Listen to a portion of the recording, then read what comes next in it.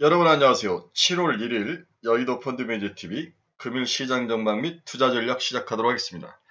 네, 토요일 아침입니다. 제가 토요일 방송 잘 안 하는데 오늘은 너무 기분이 좋아서 아침에 또 눈이 4시 반, 4시에 뜨여가지고 미국 주식시장을 봤는데 아유, 그래도 다행히 잘 끝나서 기분이 무지 좋아서 뭐 이것저것 정리하다가 그래 유튜브를 한번 만들어 보자 만들어 놓고 오늘은 카페 가서 커피나 마시고 가족들이랑 좀 놀자.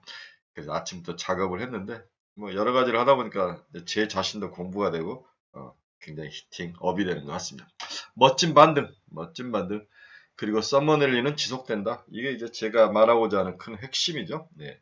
제가 여러 번 이제 일관되게 이야기하는 게 이 서머넬리가 7분 등선까지 왔다. 그리고 7분 등선까지 와서 한 번 더 가기 위해서 쉬어가는 과정이다. 올말, 연말, 분기말이 겹쳐서 물량을 받아내야 될 상황이다. 이것만 지나면 7월에 또 기업의 실적 발표들이 시장을 끌고 올라갈 것이다. CPI가 하락하는 모습도 시장에 도움을 줄 것이다.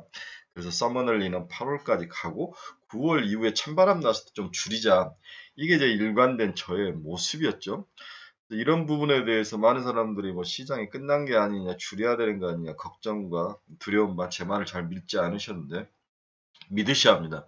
방향성은 펀드 매니저들 오래 한 사람들이 잘 맞히죠. 왜 그러냐면 경험이 많기 때문에 종목은 모르겠어요. 세상의 변화에 대해서 젊은 애들이 더 잘 맞출 수도 있고 또 주린이들이 잘 맞출 수 있지만 방향성에 대한 그 숫자를 이해하고 분석하고 그 숫자 이면에 보이는 모습, 정치적인 상황, 경제적인 상황, 그다음 파월의 발언의 의도, 미중 관계 이런 것들은 저 같은 좀 시니어 매니저들이 더 잘 맞출 수 있는 그런 환경. 그래서 방향성은 우리가 좀 나은 게 아닌가 그런 생각을 듭니다. 믿어야 됩니다. 여기서 믿지 않는 사람들은 마지막 올해 돈 벌 수 있는 기회를 놓치죠. 네, 이미 차는 출발을 한 것 같습니다. 구독, 좋아요 많이 눌러주십시오. 네, 금일 주가 추이를 보면 다우는 0.84% 상승을 했습니다. 나스닥이 1.45나 상승을 했고 S&P 500도 1.23. 오늘 주가가 크게 오른 이유는 PC 지수가 생각보다도 인플레이션의 우려감을 덜어냈다. 그리고 애플이 가져오는 3조 달러의 돌파. 이러한 두 가지 큰 소식이 시장에 긍정적인 요인으로 작용하면서 시장을 끌어올렸다. 특히 이제 반도체라든지 AR이나 GPU 관련 엔비디아나 이런 종목들이 다시 반등에 올라오면서 결국 우리가 집중적으로 배팅했던 반도체 업종이 7월 초 삼성전자 발표 이후까지도 시장을 휘어잡을 것이다. 자, 보십시오, 여러분. 우리가 전기차가 좋았던 것은 성장성과 숫자라는 두 가지 것을 다 증명을 한 거죠. 성장성도 있고 숫자를 증명하고 그 다음에 이 성장성 그로스하고 숫자 넘버를 증명할 수 있는 유일한 업종은 반도체라는 거죠. 저는 그걸 sure why not 이 제 확실한 생각이죠. 바닥에서 턴에 올라오는 그로스 그리고 새로운 먹거리가 있는 HBM, DDR5, GPU 이런 새로운 시장, 새로운 세계, 생성 AI에 대한 세계 여기에 실질적으로 얘들은 이제만 형성하는 게 아니라 이미 다 모든 시스템이 완비되어 있는 시스템을 가지고 서프라이 체인을 가지고 있는 그런 섹터라는 거죠. 숫자와 넘버로 증명해 줄 수 있는 그런 것들 이런 것들을 보고 반도체가 우리가 2차 전지 다음에 시장을 이끌 것이다. 그러면 반도체가 오르면 2차 전지는 당연히 슬로우 되죠. 돈은 시장에 더 공급되지 않는 상황에서 시장 안에서 돈이 서큘레이션으로 돈다면 반도체가 올라가는데 아직도 2차 전지가 올라간다고 생각하는 사람은 제가 봤을 때 스투피드하지. 2차 전지는 박스권 안에서 놓을 것이다. 박스권 안에서 저는 그렇게 보는 거죠. 2분기 실적도 그렇게 나와 보지는 않더라고요. 왜냐하면 소재들이 빠지면서 가격들을 전가시키지 못한 것들이 순이익에 그렇게 큰 긍정적인 영향을 2차 전지는 못 미칠 거다. 이런 생각을 하는 거죠. 반도체 죽어도 반도체가 이 썸머넬리의 마지막 30%를 끌고 올라갈 것이다. 귀에 못이 박도록 이야기를 해드려야 되겠습니다. 오늘은 시장에서 PC란 단어가 아주 도배를 하는 거죠. 개인 소비 지출. 이게 어떤 개념이고 이게 어떻게 구성이 되어 있고 어떤 의미를 주는가 이게 이제 한번 공부를 해야죠. 너무나 많이 PC란 단어를 들었는데 이 PC란 단어가 어떤 의미, 어떻게 구성되어 있고 어떤 경제적 의미를 주는지를 한번 보도록 하겠습니다. 일정 기간 개인이 물건을 구입하거나 서비스를 이용하는 데 지출한 모든 비용을 합친 금액으로 매월 미국 상무부 경제분석국에서 발표하고 있다. 개인 소비 지출은 미국 정부가 인플레이션의 정도를 파악해 금리 인상이나 인하 여부를 판단하는 주요 지표가 되고 있다. Personal Consumption Expenditure, 네, 이렇게 되어 있는 거죠. BC 줄여서. 법인이 아닌 가계와 민간, 비영리 단체들이, 자, 다시 한번 특징이 나죠. 법인이 아니란 거죠. 가계와 민간, 그리고 비영리 단체들이 물건을 사거나 서비스를 이용하는 데 지불한 모든 비용을 합친 것으로, 뭘 합쳐? 비용을 합친 것으로, 쉽게 말해 한 나라 모든 개인들이 쓴 돈의 합계, 한 나라의 모든 개인들이 쓴 돈의 합계를 지수화한 것이 바로 PC 물가지수라는 거죠. PC 가격지수. 이는 미국 상무부 산하 경제분석국 BEA라고 하는데, 이것이 직전 올 가계와 민간, 비영리기관들이 물건을 사거나 서비스를 이용하는 데 지출한 모든 비용을 집계해서 발표하는 경기 후행지수죠. 네. 다만 실제 계산에 있어서 토지와 건물 구입비를 제외되고 현물 지급의 경우 원가로 평가해 가산을 하고 있습니다. 이 개인 소비 지출 등을 통해서 특정 기간에 그 나라 국민이 지출을 늘렸는지 줄였는지를 파악할 수 있으며, 지출, 소비를 말하는 거죠. 추후 어떤 소비 항목 지출을 늘려날 가능성이 있는지 향후 경기를 예측하는 데도 유용하게 사용된 지수가 PC 물가지수입니다. 그래서 이러한 PC 개인 소비 지출 금액을 지수화한 것을 PC 가격지수라고 그러죠. PC Price Index라고 하는데, 이는 개인들의 소비 지출을 나타내는 지표이기 때문에 경기의 좋고 나쁨을 판단하는 데 있어서 매우 중요하죠. 네. PCPI 지수는 소비자 물가지수 CPI와 생산자 물가지수 PPI를 포함해서 국민소득 GDP, 국민소득 계정 NIPA 등 여러 자료를 이용해 산출을 합니다. 특히 미 연준은 이 지표를 이용해 인플레이션의 정도를 파악하고 인플레이션의 목표를 정해 통화정책을 결정하는 아주 중요한 지수로 사용하죠. 실제로 대부분의 국가에서 인플레이션 측정 지표로 CPI를 활용하는 데 비해 미국은 PCPI로 통화정책을 결정하고 있습니다. 그만큼 PC 가격지수가 중요하죠. 패들은 1999년까지 근원 CPI를 활용했으나 2000년 들어서는 변동성이 큰 음식과 에너지를 제외한 근원 PC 가격지수 Core PC Price Index를 참조해서 물가지수를 결정하고 정책을 결정하는 데 큰 영향을 주고 있는 지수다, 갖고 있다, 이렇게 볼 수 있습니다.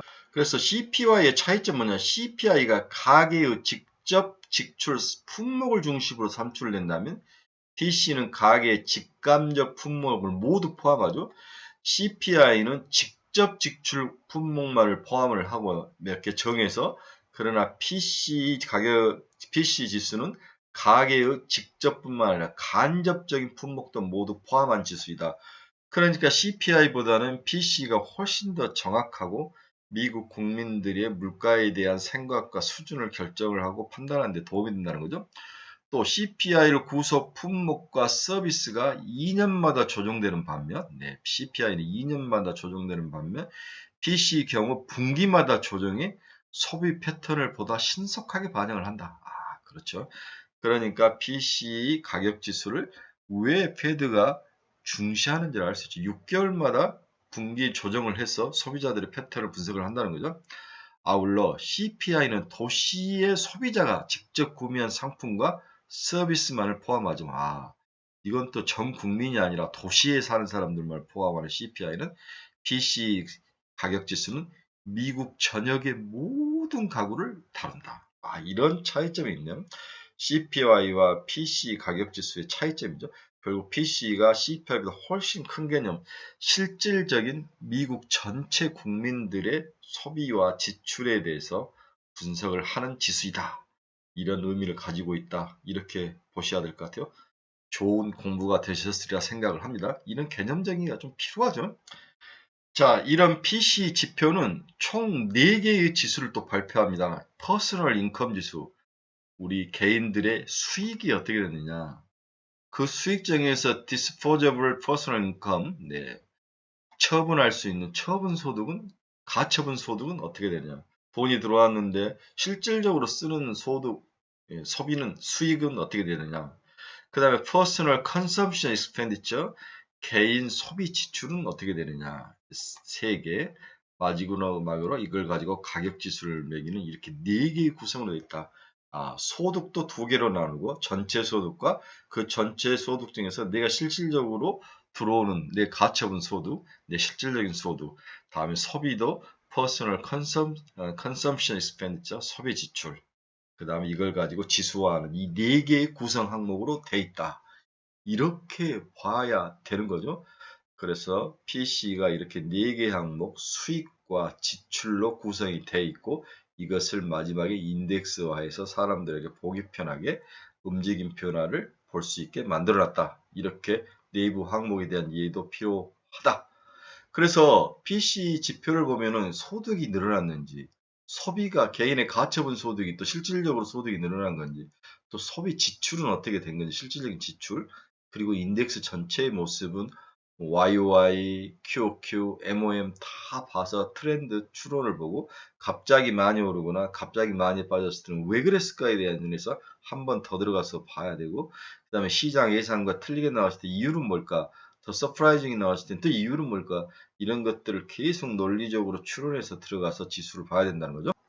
그래서 오늘 새벽에 끝난 미국의 주식은 PC 물가지수가 안정을 찾고 하락이 생각보다 강하게 나타나서 CPI에 대한 걱정을 덜어내면서 상승의 동력이 됐고 여기에 애플과 엔비디아가 상승을 하면서 지속적으로 성장 동력이 죽지 않고 서머내리를 이어가고 있거나 뉴욕 증시의 빅테크 반도체 중심으로 상승하는 모습이 아름다웠다.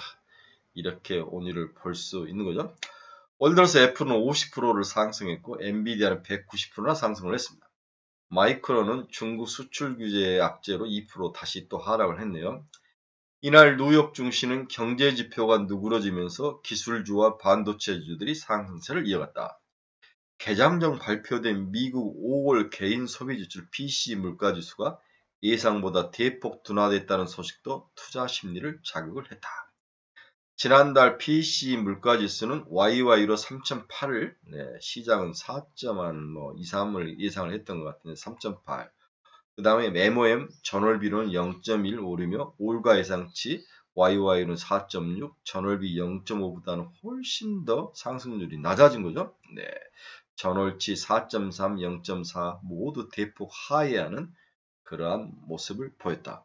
또 연준이 중시하는 슈퍼 코어 서비스, 근원 서비스에서 주택 서비스를 뺀 것을 우리가 슈퍼코어 서비스라는데 5월에 0.2%밖에 상승을 하지 않으면서 지난 7월 이후 가장 낮은 상승률을 보였다. 여러 가지 지표들이 발표됐는데 결국 시장이 예상하는 것보다도 낮게 오르면서 CPI 물가 상승에 대한 두려움, 공포를 좀 줄였다.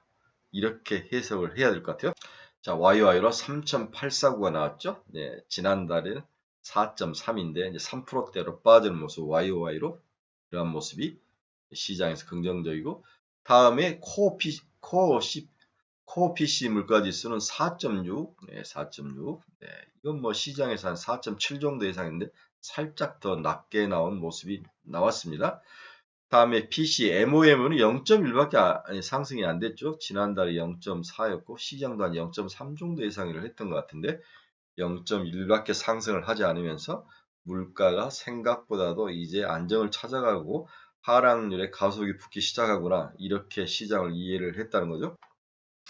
자, 여기까지는 오늘 상승한 이유 긍정적인 이야기를 제가 이제 이야기를 한 거죠. 이것들이 미국 시장에서 어필을 하면서 주가가 상승을 했는데 한 번 더 뜯어봅시다. 그러면 아까 제가 이야기를 했을 때 개인 소득이 지수가 있고 그 다음에 가처분 소득 지수가 있고 이런 것들이 있죠. 개인 또 소비 지출 이렇게 세 개의 지수를 보면 먼저 퍼스널 인컴, 개인 인컴은 뭐 0.4 이렇게 올랐죠.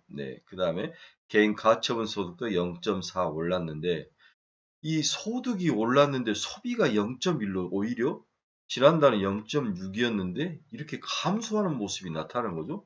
제가 여러 번 이야기했죠. 이렇게 숫자의 트렌드를 보고 갑자기 많이 오른 거나 갑자기 내리는 거나 예상보다 많이 오른 거나 예상보다 적게 내리는 것들을 잘 파악을 해야 되는데 이렇게 인컴들이 좋게 나오고 올라 상승을 했는데 소비가 줄어버렸다는 거죠. 소비도 당연히 올라야 되는 게 추세적인 지론인데 생각보다 적게 오른 이유가 뭘까? 이 부분에 대해서 한번 추론을 해보자는 거죠. 그래서 미국의 유명한 이코노미스트는 소비 폭발은 이제 끝에 가까워졌다. 사람들이 쓸 돈을 쓰고 소득은 늘었지만 이제 미래를 향해서 좀 저축을 하는 게 아닌가. 소비 지출이 탄력성을 유지하고 있고 이는 경기의 상방 위험이다. 하지만 소비는 하반기에 시험대에 오를 것이다. 생각만큼 이제 천장을 친 게 아니냐. 소득과 초과 저축 감소, 신용을 이용하는 의지 위축, 인플레이션 상승은 소비자들의 지출을 줄일 수밖에 없게 만들 것이다. 이러한 이유로 소득은 늘었지만 소비를 줄이는 모습이 나타나고 있다. 소득과 초과 저축이 감소한다는 거예요. 갈수록 지금은 상당히 좋지만 하반기에 하도 경제가 안 좋다, 조심해야 된다, 계속 패드는 금리를 올리고 있고 이러한 것들이 사람들, 미국 소비자들이 소비를 줄이면서 대비를 하고 있는 모습 이런 것들이 시장에서 오늘 다 PC 물가지수 중에서 다 좋았는데 그 중에서 전체적으로 소비 지출이 소득보다 더 크게 늘지 않는 이유는에 대해서 우리 한번 짚어본 거죠. 자, 너무 좋은 이야기만 해서 지금 제가 좀 약간의 부정적인 이야기들을 좀 해주고 있는데 두 번째 요인은 미국이 학자금 대출 감면을 위해서 대법원에서 이거 하면 안 된다라고 표결을 패소 판결을 받았어요. 그러면 소비가 감소할 것이고 소비가 감소는 미국 경제에는 부정적인 요인이지만은 인플레이션 감소에는 긍정적 요인을 가지고 있는 양면의 칼과 같다, 양면이 있다 이런 이야기를 지금 하고 있는데 학자금 대출에 대해서 문제가 발생을 했습니다. 이날 미국 대법원이 4천억 달러 규모의 학자금 대출 탕감 정책은 의회의 승인이 필요하며 정부는 그럴 권한이 없다고 정부 패소 판결을 내려봤습니다. 그렇죠? 네, 제동이 걸린 거죠. 백악관은 약 2천만 명에게 1인당 최대 2만 달러를 탕감해 주는 것을 추진을 하고 있었는데 따라서 더 높은 금리와 학자금 대출 상한 개시는 앞으로 소비를 짓누를 가능성이 발생한 악재 요인이 발생했다는 거죠. 그런데 적정한 소비 감소는 연준 입장에서는 좋은 측면이 있다. 침체로 갈 정도가 아니라면 소비 둔화 시 물가가 떨어질 수 있기 때문에 물가적인 측면에서는 긍정적인 요인이라는 거죠. 그러나 소비 측면에서는 굉장히 나쁜 요인이죠. 따라서 학자금 대출 상한 문제를 살펴보면 연준에 따르면 코로나19 이전 학자금 대출 상한액이 월 평균 393달러였다는 거죠. 이는 개인 소득의 0.6%, 개인 소비의 0.8%에 해당하는 금액이다. 2013년 재정 절벽 때 미국이 세금 인상 효과와 비슷한 영향을 소비에 줄 확률이 높다. 당시 눈에 띄는 소비 감소가 있었다는데 블룸버그 이코노믹스는 대법원 판결로 소비가 위축되면서 향후 1년 안에 걸쳐 소비 물가 지수 CPI 지수가 0.2% 떨어질 가능성이 높아 보인다라고 이야기를 하고 있습니다. 또 키뱅크는 학자금 대출 규제 취소가 앞으로 1년간 소매 판매를 2% 이상 줄일 수도 있다. 이렇게 효과, 향후의 파장에 대해서 이야기를 한 거죠. 바이든 대통령이 빠른 수단을 강구하겠다고 한 만큼 더 지켜볼 필요가 있지만 대법원 판결의 의미를 좀 잘 봐둬야 될 것 같다. 향후에 이제 학자금 대출이 금리와도 연계되고 있는데 그러한 것들이 전체적으로 미국의 금리 시장, 소비 시장에 어떤 영향을 미칠지 지켜봐야 된다는 거죠. 미국은 이 학자금 대출 시장이 굉장히 큰 시장이에요. 이게 굉장히 큰 시장이 우리나라하고 좀 다른 시장인데 굉장히 큰 시장이고 소비에도 영향을 많이 미치고 금리에도 영향을 많이 미치고 경제적으로도 영향을 많이 미치고 정치적으로도 영향을 많이 미치는 거기 때문에 향후에 이 대법원 패소 판결에 대한 영향을 한번 지켜봐야 되겠다. 현재적으로는 긍정적인 요인과 부정적인 요인이 섞여 있다. 소비는 감소할 수 있지만 CPI가 낮아질 수 있는 요인이 있다. 이렇게 의미 파악을 하셔야 될 것 같습니다. 또 오늘 나온 또 뉴스 중에서 기타 농산물 가격과 상업용 부동산 연체율이 상승하고 있다. 농산물 가격이 상승하고 있고 상업용 부동산 연체율이 상승하고 있다. 소비의 경우 아마존이 7월 11일부터 12일까지 유료 회원을 대상으로 프라임데이 행사를 하죠. 세일 행사를 하는데 이때 상황이 가장 최근 소비를 엿볼 수 있다. 이게 호황이 될지 상황리에 끝날지 불황으로 생각보다 불황으로 끝날지 7월 11일에서 10일까지 아마존 유료회원 대상으로 프라임데이가 있다. 우리나라 쿠팡도 이런 데이가 있는 것 같아요. 인플레이션은 미 중서부 지역의 가뭄도 한번 봐야 될 것 같다. 이 가뭄이 인플레이션에 영향을 좀 미칠 확률이 높다고 이 애널리스트는 보는 것 같아요. 시카고 상품거래에서 6월 들어 제빵에 널리 쓰이는 밀 가격이 11%나 상승을 했고 귀리가 8.5%나 상승을 했고 참기름 가격도 32%나 치솟는 물가 상승 요인이 있다. 농산물은 변동성이 크고 비가 올 수 있고 이렇게 이 가뭄은 여러 위험 요인 가운데 하나가 될 수 있는데 농사를 지은 지 12년이 됐는데 가뭄과 높은 물가가 올해 최악이다. 이렇게 한 농부가 부정적인 평가를 하고 있는 거죠. 캔자스 시티에 있는 농부가 블룸버그에 이 이야기를 했습니다. 농사 지은 지 12년이 됐는데 올해처럼 가뭄과 높은 물가가 위협적인 해가 없었다. 수확량이 3분의 1로 급감할 수도 있다고 본다. 그렇다면 농산물 가격이 빠지지 않는다면 전체적으로 물가 지수를 끌고 내려가는데 어려움이 있다라고 예상을 해야 될 것 같아요. 네, 이런 것들도 우리가 좀 부정적인 요인이 될 수 있다. 이런 것들도 오늘 블룸버그에서 다뤘던 뉴스에서 제가 한번 여러분들에게 소개시켜주는 내용입니다. 다음 또 블룸버그에서 상업용 부동산 연체율이 오르고 있다는 이야기를 하고 있어요. 데이터 업체 트랩에 따르면 6월 상업용 부동산 대출 유동화증권의 연체율이 3.9%로 12개월, 15개월 만에 최고치를 기록을 하고 있다. 오피스 빌딩 연체율은 4.5%로 4월 2.77에서 엄청 올랐네요. 5월도 4.02%였는데 계속 2.77, 4.02, 4.5까지 오피스 빌딩의 연체율이 오르고 있다. 이래서 좀 주의가 필요한 게 아닌가 이런 생각을 해봅니다. 우리나라도 지금 언젠가 이 부동산 PF가 터질 것 같다 터질 것 같다 정부가 이제 강제적으로 막고 도움을 주고 있는 모습은 있는데 어떤 계기가 되면 또 폭발할 확률도 있는데 선거를 앞두고 폭파시키지 않을 것 같아요. 네. 그런 면에서 좀 주의 있게 봐야 되지만 한번 연체율 높이던 것도 한번 봐야 될 것 같습니다. 또 오늘 나온 뉴스 중에서 미시간대 기대 인플레이션이 하락을 하고 있다. 물가 안정과 경제지표 속의 소비자들의 심리도 개선 중이다. 미시간대가 발표한 6월 소비자 심리지수는 64.4를 기록하였다. 이는 전월 통계 59.2보다 높은 수준, 예상은 63.9를 웃도는 그런 수준이다. 향후 경기에 대한 전망을 나타내는 6월 소비자 기대지수도 61.5로 전월에 55.4보다 오른 상황이다. 네, 이게 이제 굉장히 소비자 심리가 좋다는 거죠. 현재 경제지수 여건지수는 69로 전월비 64.9보다도 상승했다. 경제 여건이 좋아진다는 거죠. 향후 12개월 기대 인플레이션은 3.3%로 전월 4.2보다는 크게 낮아진 거죠. 네. 12개월 기대 인플레이션은 2021년 3월 이후 가장 낮은 수준을 기록하고 있다. 3.3. 장기 기대 인플레이션 5년 기대 인플레이션 3.0으로 전월 3.1보다는 약간 낮아졌다. 12개월 기대 인플레이션이 3%대까지 빠진 것은 다행이라 볼 수 있네요. 오늘 드디어 애플이 3조 달러를 돌파를 했습니다. 네, 3조 달러를 돌파를 해서 멋지게 이제 올랐는데 2.31% 올랐죠. 네, 193달러, 곧 200달러가를 치고 갈 것 같아요. 3조 510억 달러를 기록을 했습니다. 비전 프로에 대한 관심, 그렇죠? 그 다음에 향후에 아이폰 15, 네, 이러한 것들 발매가 곧 있는데 여기에 대한 기대감들이 반영이 되고 있다. 이렇게 보여집니다. 우리 엔비디아도 3% 이상 상승을 했네요. 그래서 우리 엔비디아는 423달러, 시가총액 1.05, 1조 500억 달러? 이렇게 봐야 돼. 1조 500억 달러까지 시총이 1조 달러를 다시 넘어섰습니다. 엔비디아는 500달러까지 가야죠. 네, 이 종목이 현재 시장의 리더인데 애플, 엔비디아, 그다음에 테슬라, AMD 이런 종목들이 시장의 리더인데 AMD가 112달러 이 정도 있는데 이제는 엔비디아에서 올라올 때마다 500달러 좀 팔고 AMD를 눈 감고 사셔야죠. AMD는 200달러까지 들고 가셔야 됩니다.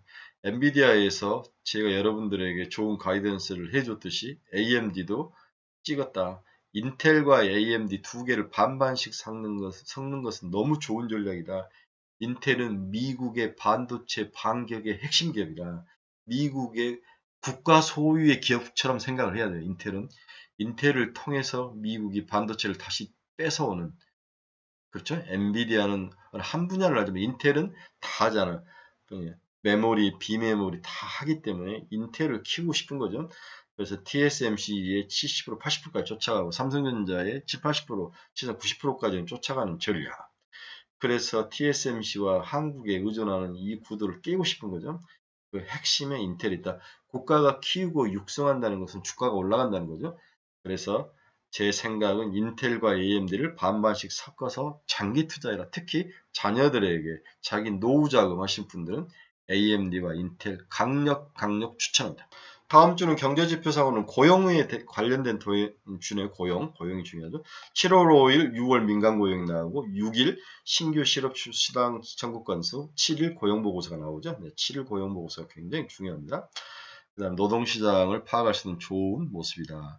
그 다음에 ISM 제조업 지수가 나오고 PMI 지수도 나오고 이러한 중요한 경제지표가 올 초에 나오기 때문에 이번 주 눈 뜨고 있어야 된다. 삼성전자 발표도 금요일 날 있다. 이렇게 보셔야 될 것 같아요. 일단은 긍정적으로 봐야 될 것 같아요. 긍정적으로. 네. 뭐 내일 다시 한번 또 이야기했죠. 결론으로 갑시다. 하반기는 스토리보다 퀄리티가 중요하다. 네, 국내 증시는 단기 과열을 해소하는 한 주였다. 코스피와 코스닥 모두 약보합을 마감을 했죠. 일부 급등주는 추세 전하는 모습을 보였어요. 뉴니, 뷰노 이런 종목들 확 꺾여서 내려가는데 저는 이걸 이제 쌍봉으로 외봉으로 죽지 않고 쌍봉으로 올라와서 죽을 것 같은데 좀 물리신 분들은 좀 기다리셔서 17만 원 위에 18만 원에서 19만 원대 오면 다시 정리를 하시는 게 낫지 않을까. 루닉 같은 것들. 네. 뭐 저희들은 이제 이미 좀 예상을 하고 있었죠. 아, 쟤들 주가 오르면 주상증자 할 거다. 돈 없는 애들이다. 할 거다. 이제 딱 그걸 또 발표하는 모습. 네. 저희들은 그래서 20만 원대는 팔아라. YG 한 모습은 19만 원대 이상에서부터 또 정리를 하시더라고요. 네. 그러나 못 파신 분들은 좀 참아라. 쌍봉으로 죽지 외봉으로 죽지 않는다. 좀 시간이 걸릴 것 같아요. 우리 시장은 연초 이후 강세를 이어온 만큼 숨고르기가 필요한 시점이야. 적절한 증시 조정은 투자 기회가 될 수 있다고 판단이 된다. 미국 경기가 예상 대비 양호하고 국내 수출 지표가 바닥을 확인했기 때문이다. 하지만 증시 주변의 유동성 기대감은 제한적이다. 이 말은 뒤집어 보면 어느 한쪽으로 돈이 빠져나와서 어느 한쪽으로 간다는 거죠. 저는 2차 전지에서 빠져나와서 반도체로 지속적으로 갈 것이다. 2차 전지에서 빠져서 반도체로. 그래서 2차 전지는 박스권 트레이딩만 해라. 그리고 반도체에서 승부를 냈고 8월까지 해서 여름 랠리를 마무리를 해라. 그 다음은 저도 모르죠. 저는 그 다음에 무조건 50% 현금 마련을 예칠 생각입니다. 제 관심 영은 미국, 인도, 중도 인프라 투자하고 장기 호황으로 뭐 이런 전력 기계 같은 것들, 현대 일렉트릭, 뭐 LS, 뭐 효성 이런 애들, 그 다음에 코스피적으로 차별적 이익 성장과 수익성이 증명이 되는 2분기에 너무 좋을 것 같은 미용 의료기 한 번 더 갈 것 같다. 다음에 여전히 밤을 숫자로 증명하고 있는 HBM, DDR5, 후공정 어드밴스 패키징 산업들. 이런 종목들은 지속적으로 사서 가야 된다. 이렇게 볼 수 있는 거죠. 이제 우리 카페 친구들은 이 그림을 피카소 그림처럼 생각해서 책상에 딱 붙어져 있을 건데 제가 이제 어제 회사에서 두 가지를 고민했죠. 하나는 JYP 엔터가 정말로 고평가냐 저평가냐를 고민했죠. 4.5조에서 5조 사이인데 JYP 엔터가 고평가일까 저평가일까 올해 한 1,000억이 넘게 수익이 이제 세 자릿수가 나는데 네 자릿수가 나는데 저게 고평가일까 저평가 고민하고 두 번째 반도체에서 이 8대 공정 중에서 다 살 수는 없는데 어느 공정이 제일 좋은가? 후공정은 이미 이제 다 샀으니까 저는 여기서 딱 찍었어요. 포트공정. 포트공정. PSK. 세메스는 이제 비상장이고 동진세미캠. 금호석유화학은 뭐 관광액 중에서 일부 작은 거 빼고 ENF 테크놀로지. SNS텍. FST. SNS텍. 이 포토 공정으로 집중적으로 이번 주말에 여러분들이 공부를 하셔라. 그렇죠? 그 다음에 이 식각 공정도 괜찮은 것들이 되게 많아요. TCK, 하나머티리얼, KNJ, 하나머티리얼, 오닉QNC, 월덱스, SK몰드릭스, 오닉모티리얼스, 후성, 솔브레인, ENF 테크놀로지 이 두 개, 포토와 식각 이 두 개가 굉장히 눈에 들어오더라. 눈에 들어오더라. 여기서 종목을 좋은 것들 뽑아서 장타가자. 뭐 이 생각이죠. 그 다음에 이제 여러 미용기계 관련된 것들, 2차, 2분기 실적 이런 것들은 제가 좀 정리해서 우리 카페에 올려놓을게요. 우리 카페 친구들은 카페에 와서 보시고 확인을 하시면 도움이 될 것 같습니다. 궁금하신 분들은 카페로 오셔야 됩니다. 네, 여러분 중에서 투자의 방향성을 잃어버린 분들, 저희 카페로 오셔야 됩니다. 가지고 있는 종목에 대한 상담이 필요하신 분들, 설정이들의 상담이 아니라 나름대로 엣지 있는 상담을 받고 싶으신 분들 저희 카페로 오십시오. 뭔가 추천 종목, 분석 종목을 보시고 싶은 분들 저희 카페로 오십시오. 나름대로 엣지 있는, 잘 맞춰오는, 그리고 굉장히 논리적으로 잘 접근하는 그런 카페다. 여러분들 주저하지 마시고 저희 카페로 많이 찾아주십시오. 네, 토요일 아침입니다. 네, 제가 토요일 아침에 정말 열내서 가끔씩 어쩌다 한 번씩 강의하는데 오늘은 뭐 글을 쓰는 것보다도 유튜브를 올려서 여러분들이 같이 보면 좋을 것 같아서 뭐 앉아가지고 커피 한 잔 넣고 아침부터 4시 반에 일어나서 쓰고 정리해서 주절주절 올렸습니다. 여러분 멋진 주말, 너무 여행 가고 싶은 그런 날인 것 같아요.